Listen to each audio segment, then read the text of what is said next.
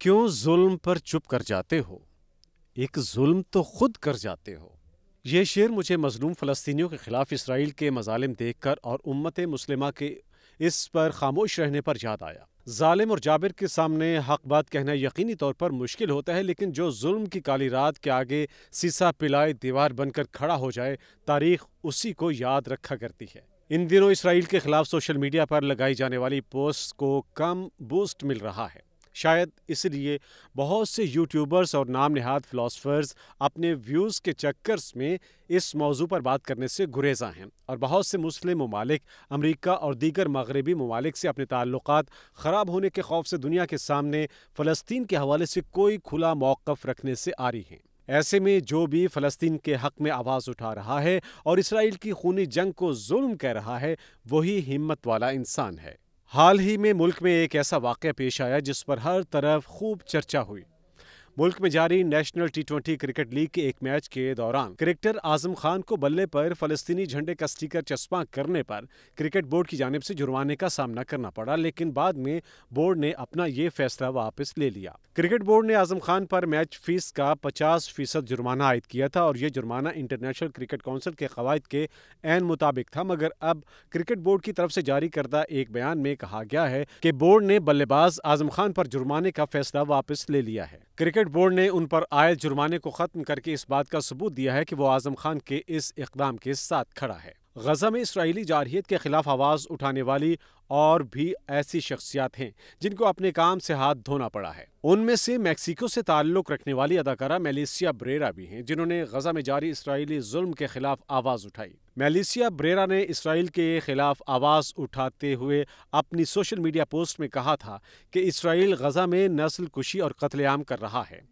اداکارہ نے اپنی ایک انسٹاگرام سٹوری میں کہا تھا کہ غزہ کو جیل بنا دیا گیا ہے، وہاں کے عوام کو پانی اور بجلی جیسی زندگی کی بنیادی سہولیات سے محروم رکھا ہوا ہے۔ ان کا مزید کہنا تھا کہ پوری دنیا خاموشی سے غزہ میں ظلم و ستم ہوتا دیکھ رہی ہے۔ اس دنیا نے تاریخ سے کچھ نہیں سیکھا۔ ان کی اس سوشل میڈیا پوسٹ کے بعد امریکی پروڈکشن کمپنی اسپائی گلاس نے میلیسیا بریرا کو ہالی ووڈ فلم سکریم 7 سے نکال دیا۔ کمپنی کا اپنے بیان میں کہنا تھا کہ ہم اس طرح کی پوسٹ کو برداشت نہیں کر سکتے، جس کے بعد اداکارہ نے اپنے موقف پر قائم رہتے ہوئے اپنے ایک اور بیان میں کہا کہ وہ سب سے پہلے یہود دشمنی اور اسلاموفوبیا کی مذمت کرتی ہیں۔ وہ کسی بھی گروہ کے خلاف کسی بھی قسم کی نفرت اور تعصب کی مذمت کرتی ہیں اور کرتی رہیں گی۔ ہماری شوبز انڈسٹری کی شخصیات بھی فلسطین کے حق میں آواز اٹھا رہی ہیں، اور بہت سی آوازیں خاموش بھی ہیں کہ کہیں ان کو ان کے کام سے محروم نہ ہونا پڑ جائے۔ مسلم ممالک کو دیکھ لیں، وہ بھی متحد نہیں۔ OIC کے اجلاس بلا کر مذمتی قراردادیں پاس کر دی جاتی ہیں۔ OIC نصف صدی سے زیادہ عرصہ گزرنے کے باوجود غیر مؤثر ہے۔ جب تک مسلم دنیا کی طرف سے باطل قوتوں کے خلاف متحد ہو کر مشترکہ حکمت عملی کے تحت اقدامات نہیں کیے جائیں گے، اسرائیلی دہشت گردی کو نہیں روکا جا سکتا۔ اگرچہ عارضی جنگ بندی ہو چکی، لیکن غزہ پر صہیونی ریاست کی طرف سے بربریت کا جو سلسلہ جاری تھا، اس کے تعطل کا شکار ہونے کے بعد اقوام متحدہ نے جو اعداد و شمار اکٹھے کیے ہیں، ان سے پتہ چلتا ہے کہ 1.5 مہینے سے زائد عرصے تک جاری رہنے والی اس جارحیت کے دوران غزہ کی 80% آبادی بے گھر ہو چکی ہے۔ اقوام متحدہ کی امدادی ایجنسی کی ایک رپورٹ کے مطابق غزہ کے 17 لاکھ سے زیادہ آباسی بے گھر ہوئے۔ رپورٹ میں یہ بھی بتایا گیا ہے کہ 10 لاکھ سے زیادہ فلسطینی 156 پناہ گزین مراکز میں موجود ہیں۔ فلسطینی وزارت صحت کے مطابق 7 اکتوبر سے غزہ میں اسرائیلی بمباری میں اب تک 6,000 بچوں اور 4,000 خواتین سمیت تقریباً 15,000 فلسطینی شہید اور 36,000 سے زائد زخمی ہوئے ہیں۔ اس صورتحال سے اندازہ ہوتا ہے کہ امریکہ اور برطانیہ جیسے ممالک کی مکمل تائید و حمایت ناجائز ریاست اسرائیل نے غزہ میں جو دہشت گردی کی، وہ کس حد تک سنگین تھی۔ غزہ میں 4 روز جنگ بندی کے دوران حماس کی جانب سے اب تک مجموعی طور پر 58 افراد کو رہا کر کے اسرائیل کے حوالے کیا گیا ہے۔ ان میں 39 اسرائیلی شہری، 17 تھائی، 1 فلپائنی اور 1 روسی نژاد اسرائیلی شامل ہے۔ رہا ہونے والے ان افراد کو عوام سے دور رکھا گیا ہے اور انہیں میڈیا سے بھی بات کرنے کی اجازت نہیں، لیکن ایک اسرائیلی صحافی نے ان افراد کے رد عمل کے بارے میں بتاتے ہوئے کہا کہ حماس کی جانب سے یرغمالیوں پر کوئی تشدد یا برا سلوک نہیں کیا گیا۔